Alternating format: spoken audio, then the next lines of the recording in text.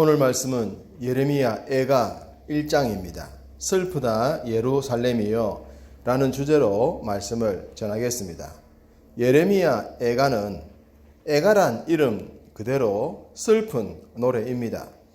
1절에 슬프다 라는 말로 히브리어는 에카인데 한글 성경 제목과 아주 유사합니다. 애가와 에카, 그렇지 않습니까? 이 단어의 뜻은 얼마나, 어찌하여, 어디에 라는 비통과 놀람을 표시하는 감탄사입니다. 어찌하여 우리를 버리시나이까 라는 탄식이 묻어 있습니다. 마치 우리 주님께서 십자가 위에서 하신 말씀 같아서 진한 슬픔이 느껴집니다. 선지자의 탄식은 아주 조직적이면서도 체계적임을 알 수가 있습니다. 그냥 마음에서 우러나는 대로 울었던 것이 아니라 조목조목 짚어가면서 슬퍼했던 것입니다. 그것을 증명하는 것이 각 장의 절수를 보면 알 수 있습니다. 1장과 2장은 22절, 3장은 66절, 4장과 5장은 각각 22절로 되어져 있습니다. 이런 양식을 시편에서 말씀을 드렸듯이 알파벳 시편이요 아크로스틱 양식이라고 했습니다. 이것은 단순하게 히브리어의 자음 22개의 절수만 맞춘 것이 아니라고 했습니다. 3장 같은 경우는 한 자음을 3절씩 기록했는데 선지자가 어떤 마음으로 에가스를 기록했는지 충분히 짐작하게 합니다. 1절엔 현재 예루살렘의 비참함을 표시하는 단어가 비교가 되고 있습니다. 전에는 이라는 단어와 이제는 이라는 단어입니다. 이 단어가 한 구절에 각각 3번씩 기록되고 있다는 사실 한 가지만 보더라도 작금의 현실이 얼마나 가슴 아픈지를 짐작할 수 있겠습니다. 그 내용을 살펴보면 첫째, 사람이 많았었는데 적어졌다고 합니다. 예루살렘 성에는 많은 문들이 있습니다. 어문, 분문, 양문, 미문 등등. 이러한 문들을 통해서 많은 사람들과 가축들이 드나들었을 것이고 이스라엘의 수도로서의 그 역할을 충분히 감당했을 것입니다. 그러나 지금은 황폐해진 도시가 되고 말았습니다. 고관 대작들은 죽임을 당하거나 포로로 잡혀가고 말았기에 그 황량함은 더할 수밖에 없었습니다. 둘째, 열국 중에 크던 자가 과부같이 되었다고 합니다. 한때 예루살렘은 고대 근동의 중심적인 역할을 하기도 했습니다. 다윗은 아브라함이 하나님께 받았던 약속을 이루면서 나라를 통일시켰습니다. 솔로몬은 인도에까지 배를 보내어 수입품을 들여올 정도였고 국제 결혼을 통해 주변의 많은 나라들과 동맹을 맺었으며 스바의 여왕이 지혜를 배워갈 정도로 큰 나라였습니다. 그러나 지금은 남편을 잃어버린 과부처럼 미래를 기약할 수 없는 슬픔 가운데서 통곡하는 처량함만이 남아 있습니다. 셋째, 열방 중에 공주되었던 자가 강제 노동을 하는 자가 되고 말았습니다. 우아하게 누리기만 했던 공주가 이제는 열심히 일을 해야만 먹을 수 있는 상태가 되었다는 것입니다. 화려했던 왕궁의 공주가 생존권마저 위태롭게 되었으니 그 상황이 얼마나 답답하겠습니까? 2절을 보시면 밤에는 슬피 우니 눈물이 뺨에 흐름이여 사랑하던 자들 중에 그에게 위로하는 자가 없고 친구들도 다 배반하여 원수들이 되었도다 라고 합니다. 기쁨은 나누면 배가 되고 슬프면 나누면 반이 된다는 말이 있습니다.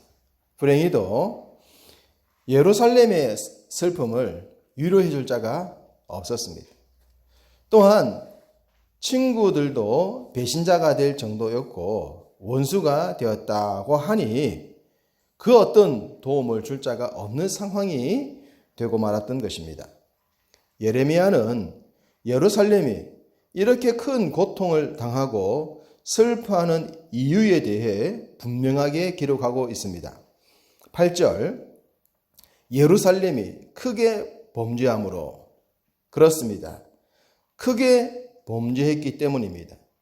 노아 시대를 멸할 수밖에 없으셨듯이, 소돔과 고모라를 불태워 버리지 않을 수 없으셨듯이 예루살렘도 그렇게 멸망할 수밖에 없었습니다. 멸망당하여 비참해진 그들의 실생활에 대해 좀 더 구체적으로 보시면 4절, 시온의 도로들이 슬퍼했다고 했고 6절에는 처녀 시온의 모든 영광은 떠나갔다고 합니다. 시편 84편 5절을 보시면 시온의 대로가 있는 자는 복이 있다고 하셨는데 이런 말씀과 너무나도 대조적입니다. 그리고 절기, 성문, 제사장, 처녀들, 시온을 기록하면서 사람이 없고 적막하고 탄식하고 근심하며 공고했다고 합니다. 한때 잘 나갔던 예루살렘의 대로엔 많은 사람들이 왕래했을 것입니다. 1년에 7차례 지켰던 절기 중 3대 절기는 예루살렘에 성인 남성들이 방문을 해야 했는데 성문을 통해 많은 방문객들이 웅성거렸을 것입니다. 제사장들은 백성들의 제사를 위해 쉼없이 희생제물을 잡느라 분주했을 것입니다. 처녀들은 웃음과 기쁨으로 설레는 날들을 보내지 않았겠습니까? 그러나 이제는 이 모든 것들이 다 지난날의 추억이 되고 말았다고 합니다. 5절, 그들의 어린 자녀들이 대적에게 사로잡혔다고 합니다. 사람이 당하는 고통 가운데 최고로 큰 고통은 자녀들을 잃는 고통이 아니겠습니까? 자신들의 범죄로 인해 포로로 잡혀가는 백성들을 바라보았던 예루살렘 거민의 마음이 어땠을까? 10절에는 대적이 그들의 보물을 빼앗아가고 거룩한 제사장만이 들어갈 수 있는 성소에 이방인들이 들어갔다고 합니다.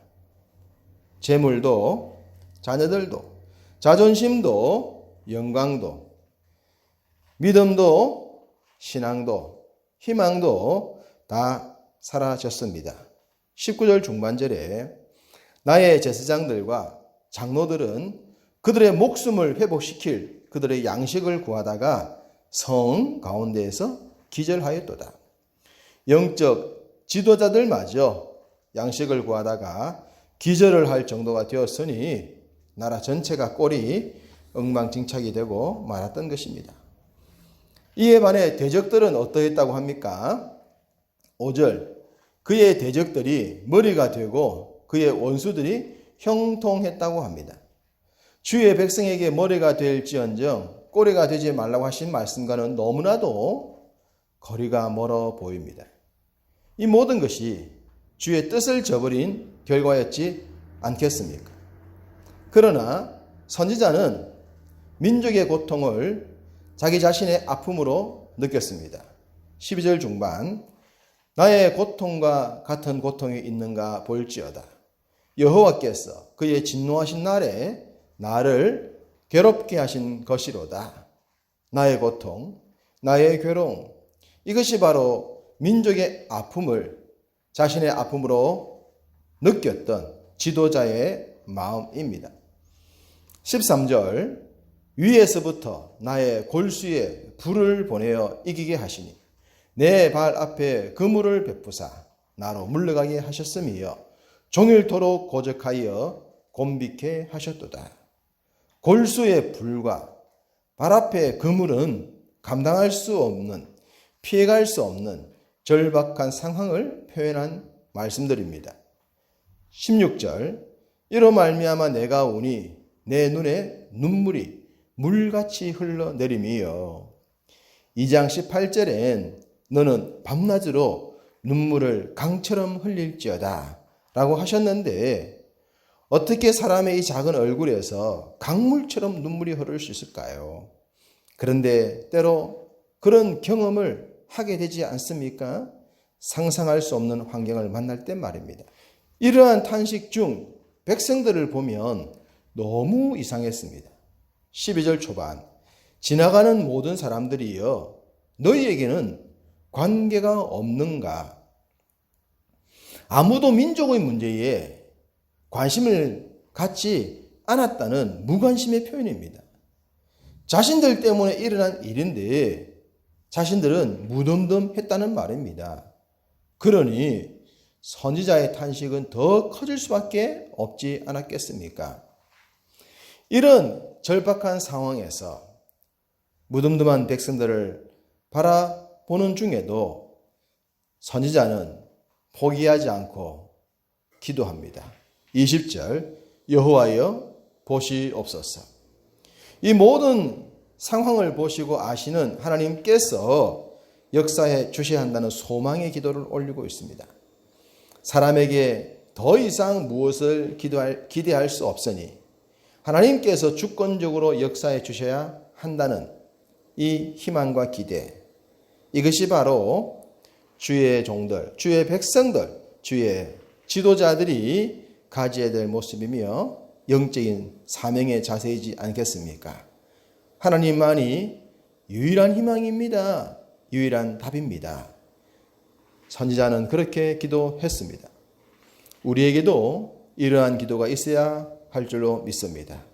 작금의 세태와 나라의 현실과 미래, 여러 가지 모든 문제를 보면서 하나님께서 우리를 지켜봐 주시고 이 나라를 지켜봐 주시옵소서.